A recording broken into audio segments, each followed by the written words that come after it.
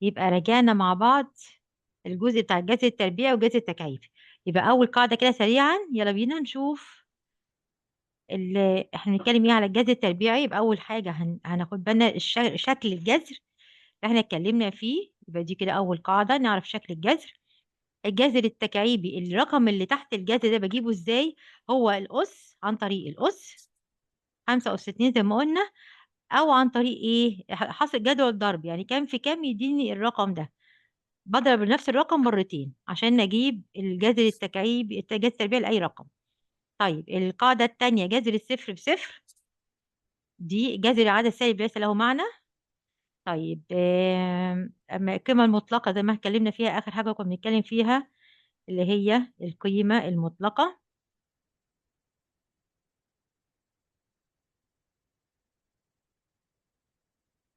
دي دي اسمها قيمة مطلقة، يعني الرقم اللي جوه العمودين اللي احنا حاطينهم دول، أو الوحيدين دول، الرقم اللي جوه لازم يطلع بالموجب.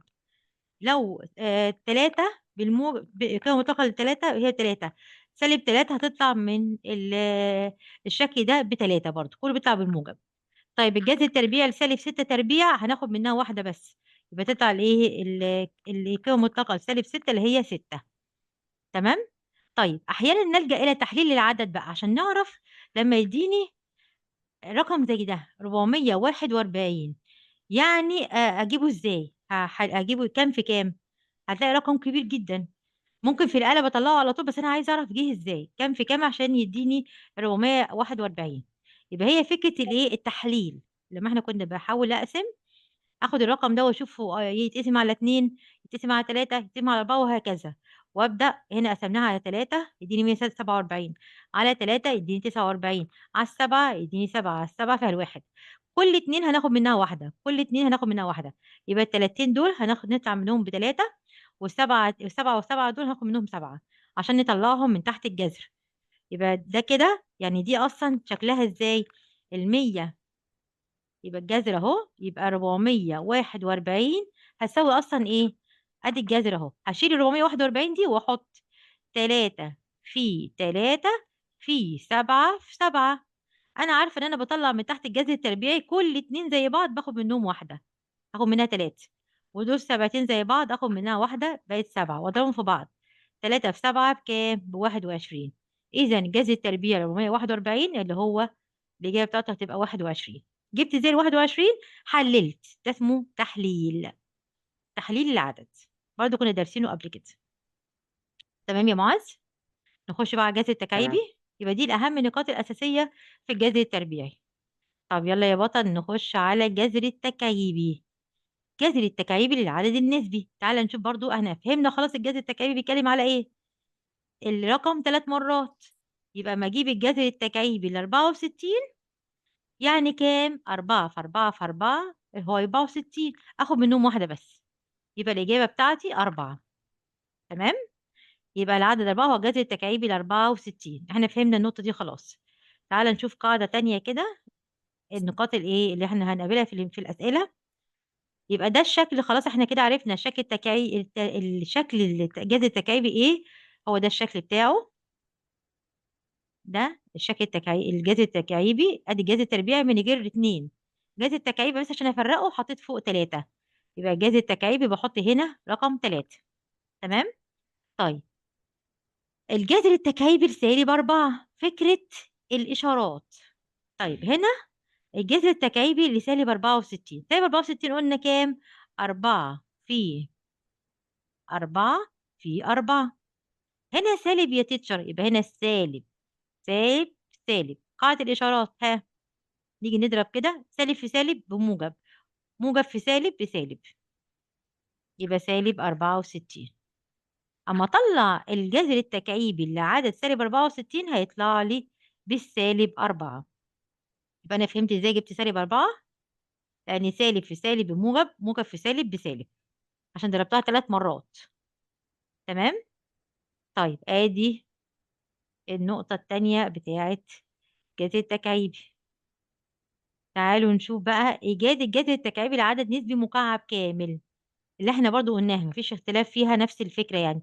2 أس 3 يعني ايه؟ ب8. يبقى جذر التكعيب ال8 هي تساوي 2 أهي نفس القاعدة. لو بالسالب سالب 27 يعني سالب في سالب في سالب، سالب في سالب بموجب، سالب في موجب بسالب، يبقى 3. نفس القاعدة اللي احنا قلناها قررناها.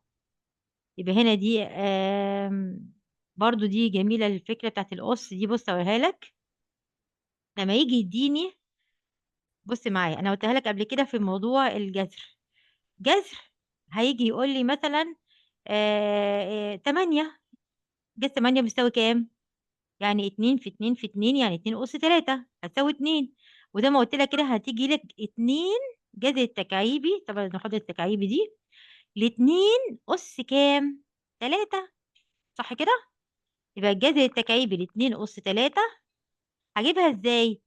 هنا في قاعدة مهمة جدا. ادي الأس ده هقسمه على التكعيب، يبقى هيديني 2 3 على 3 فيها الواحد يعني هيديني إجابة 2. يبقى الجذر التكعيبي ل8 هي بيساوي 2. طب الجزئية دي هتنفعني في مسائل تانية؟ هتلاقي في مسائل مثلا زي دي.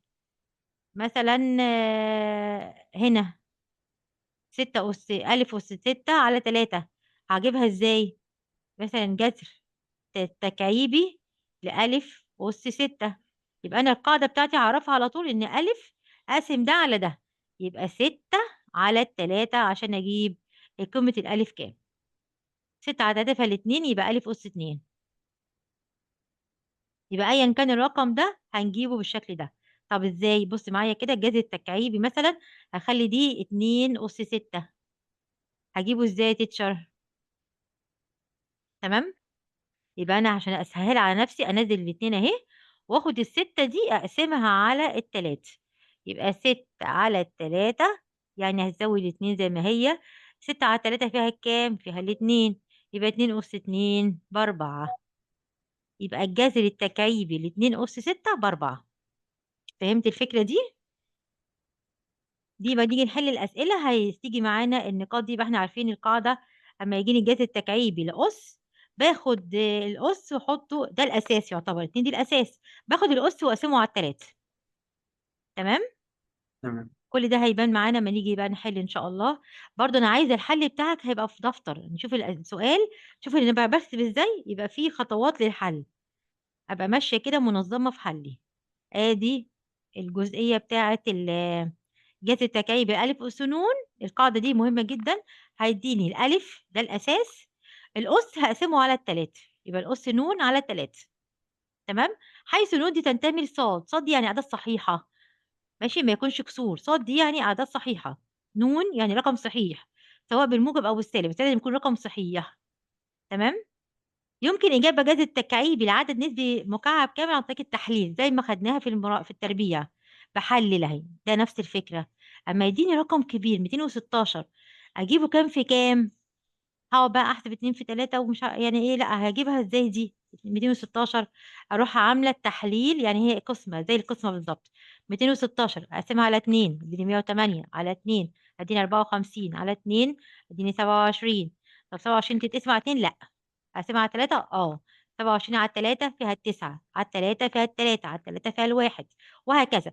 اخد من كل اتنين، من كل 3 اتنينات واحدة، من كل 3 تلاتات واحدة، عشان انا بجيب جذر تكعيبي. زي ما قلنا كده جذر تكعيبي هو تكرار 3 مرات، فكل رقم متكرر 3 مرات باخد منه واحد.